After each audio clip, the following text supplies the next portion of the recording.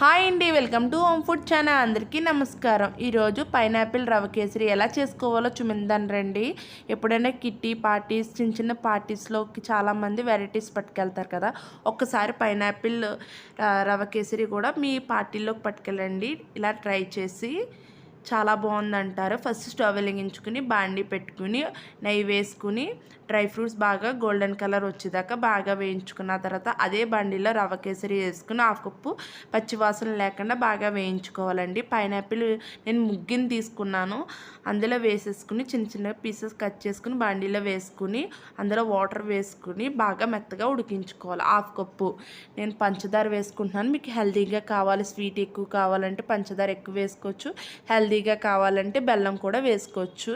చూసారా, ఇప్పుడు నేను మనం వేయించుకున్న రవ్వ కూడా ఉంది కదా, అందులో వేసేసాను. ఇందులో నేను కలర్ వేసుకున్నానండి, చూడడానికి కలర్ఫుల్గా ఉంటుందండి. మీరు ఇందులో పైనాపిల్ ఎసెన్స్ కూడా వేసుకుంటే చాలా టేస్టీగా ఉంటుంది.